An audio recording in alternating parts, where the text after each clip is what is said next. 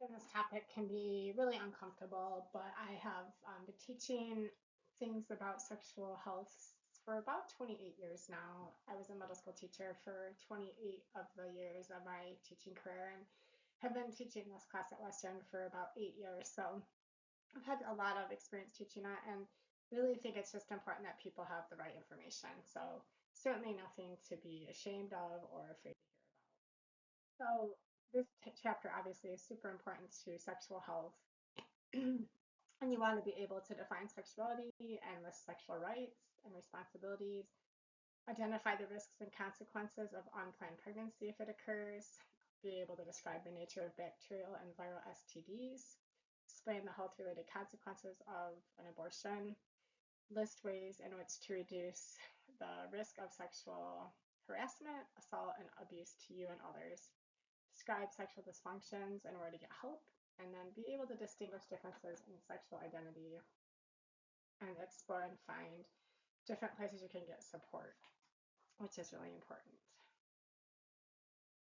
So, how do you define your sexuality is the next question. So, there's a lot that comes to our sexuality. There's many things that impact it.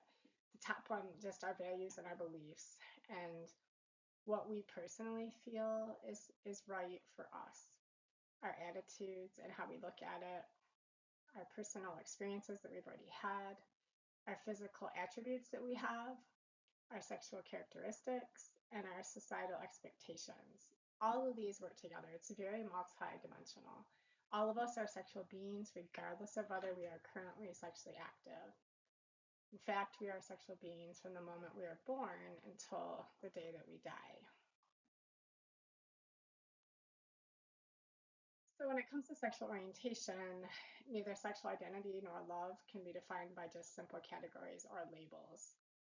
It's important to create a supportive environment in which everyone can find well-being in their identity and their relationships. And this, again, can be just a really tricky topic because sometimes we've had influence in areas of our life. And so, again, this can sometimes even be a little bit uncomfortable to talk about. But just thinking about this idea of attraction and people that we are attracted to.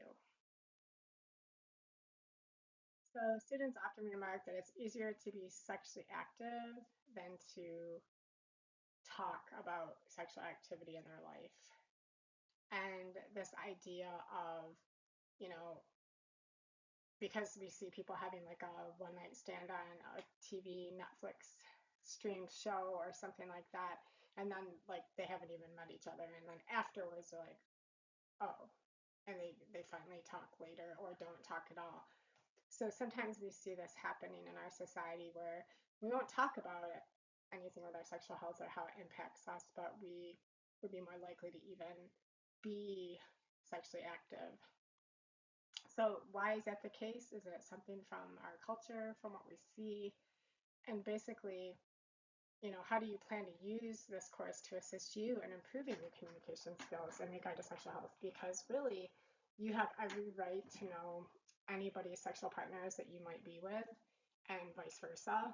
And you should be able to talk about this if it's something that you are taking part in. So think about how does this mentally contribute to high rates of unplanned pregnancy when people don't talk?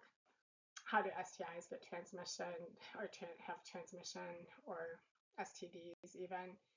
And then just how does this impact assault in the United States? All important things to think about. So when I talk about these things, I don't want you to think in any way, shape, or form I'm trying to impact your values. I just want to just kind of have that out there. So you might not think the same way as someone else does about some of these topics, and that's completely your right. To maintain our sexual health, we must understand our sexual rights and our responsibilities. And it's your responsibility to maintain your sexual health and to communicate effectively with others. And basically, to kind of assert yourself when you feel your sexual rights might be violated or have been violated. So thinking of these ideas of, choosing to be sexually active or not, like that's your choice. Making your own decisions about contraception and protection, being able to say no, asking about your partner's sexual health, saying what you want to say to someone sexually, Again, masturbation is a topic that comes up. We all have different views on that, but that's something that you have the right to. Being safe, privacy, having sexual equity, sexual pleasure, freedom of opinion and expression, being able to get all the information about what's going on in your life, and just staying sexually healthy in general. So, super important that you can have all these things that you need in your life. And again, we all have different values and thoughts, but just being able to think through them is super important. So, trying to avoid having risky sex, it's super important that you understand that these statistics come from the NCHA survey of undergraduate college students. It was conducted in 2016, so it is a little bit out there in date. Decision to be sexually active is highly personal, and you need to be aware of the factors that put you at risk and to be proactive about protecting your sexual health. So they, in this study, found that 41.3% had just one sexual partner and 10% had four or more in the past 12 months.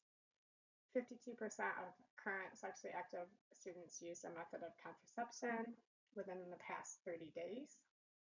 17.8% of sexually active students used emergency contraception within the past 12 months, and 1.3% reported an unintended pregnancy within the past 12 months. So again, some of these topics can have different impact on us when it comes to our own values and thoughts, but these are just the numbers that were found in the study. So unplanned pregnancy, I know I was an unplanned pregnancy in my mom's life. When she was 16, she became pregnant with me. So it definitely has impacted my life personally. 86% of pregnancies among unmarried women in their 20s are unplanned. This is the statistic that they have found. Unplanned pregnancy may have the potential to delay or derail education. I know for my mom, she wasn't able to go to college for quite some time. She did end up graduating high school that year, but then, of course, didn't actually go to college till she was in her 30s. So it really did delay her education. 94% of unmarried young adults, 18 to 29, say they have all the information that they need to avoid unplanned pregnancy, but 11% say they don't really know much about condom use, and 42% say they know little or nothing about birth control pills.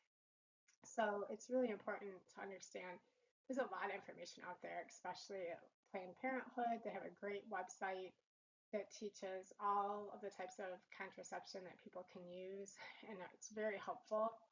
But those are just some resources that we do have available. Research shows that misinformation and magical thinking are all too common among young adults when it comes to preventing unplanned pregnancy. So it's important to know that there are tools available and out there. So again, there is help out there, regardless of your gender, age, or racial or ethnic group. The overwhelming majority of unmarried young adults do not want to get pregnant or get someone else pregnant at this time in their lives. Yet, among these same individuals, about 1 in 5 is using no contraception method at all, and 1 in 4 use contraception just occasionally.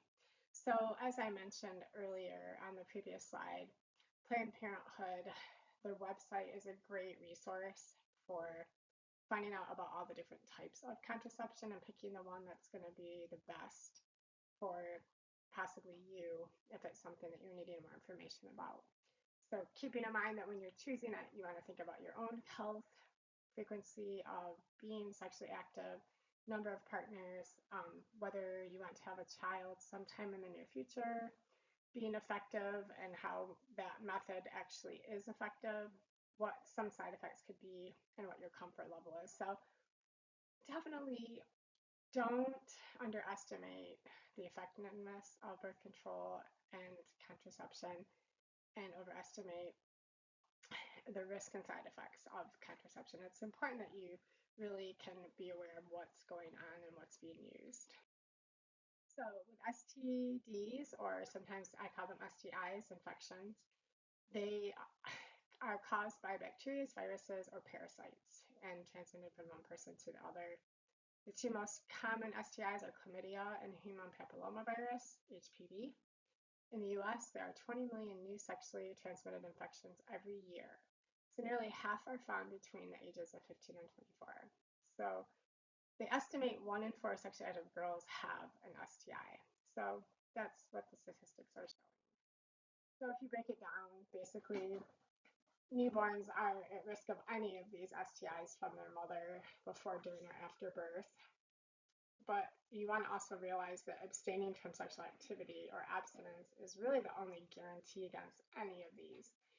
The next best thing, if someone is being sexually active with just one other person who's only sexually active, that's going to be the next best thing, especially if they're STI free, of course.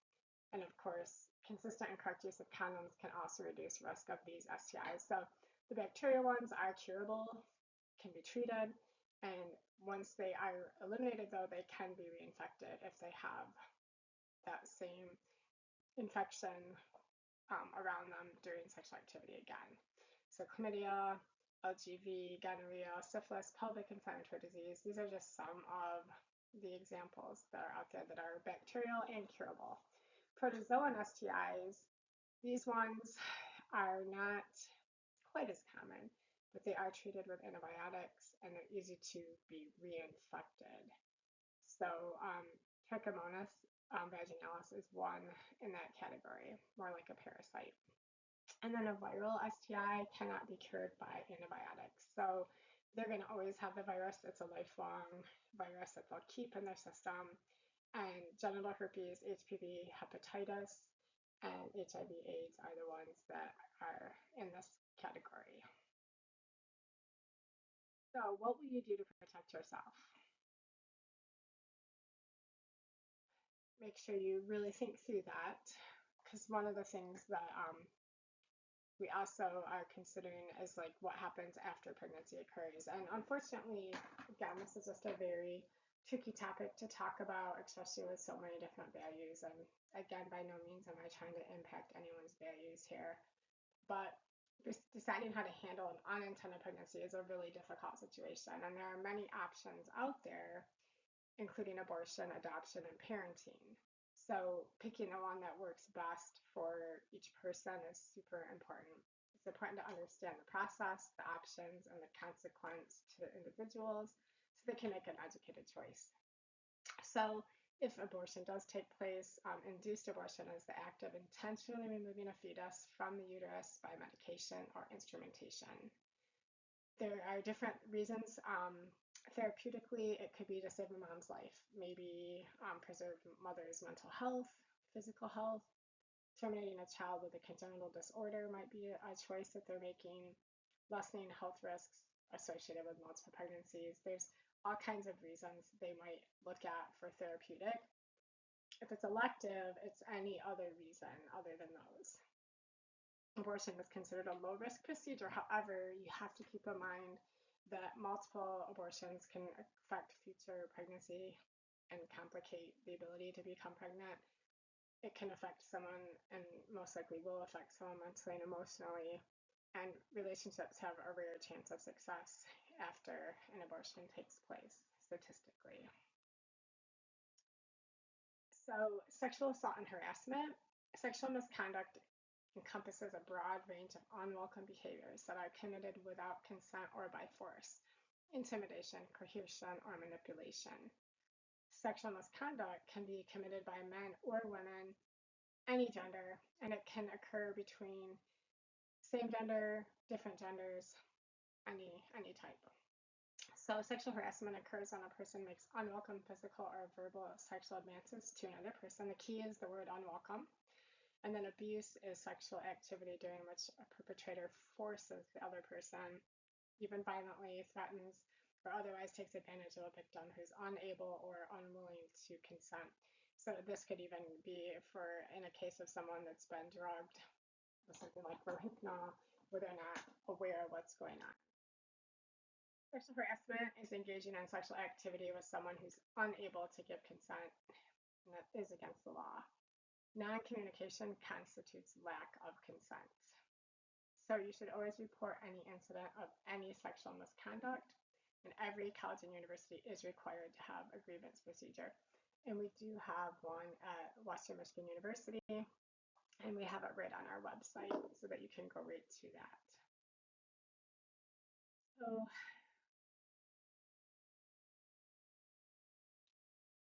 sexual abuse is something else to think about. Every year, 1.5 million women are physically assaulted or raped by an intimate partner. Controlling behaviors are instigated by men as well as by other women or other genders to try to force the other person into a relationship. So 66% of women have been victims of sexual violence at least once between the ages of 14 and being a senior in college. Many times violence comes at the hands of those who would normally expect to be trustworthy. So it might be someone they know or are aware of. And preventing an individual from using protection during sexual activity is a form of sexual abuse. It is important to understand that at some point in your lifetime, it's not unusual to have some type of sexual dysfunction. Your healthcare provider can assist you with sexual dysfunction, particularly things related to physical conditions. Counselors and therapists can also provide assistance for individuals whose issues are not a result of a medical concern. So these can be caused from physical health issues, mental, emotional, performance anxiety, communication, relationship problems, or stress or fatigue. There are many resources out there, though, that can help assist with any dysfunction. And most sexually active adults will at some point have some difficulty, so it's not unusual. So what can you do now to avoid unhealthy sexual challenges? And how does a healthy sexual relationship contribute to overall wellness? So just thinking about how can you make sure you're keeping your risk down, maybe abstinence, for example, and then how can you having a healthy sexual relationship keep your overall wellness in check? Super important to think about. So moving forward, respect yourself and your body and be true to your values. Erase any naivety by educating yourself about problems that could potentially happen. Act independently and wisely, making the best choices for yourself. Avoid being lulled into thinking it can't happen to you, and put sexual relations into the context of your health and having a wonderful life. Have a good rest of your evening.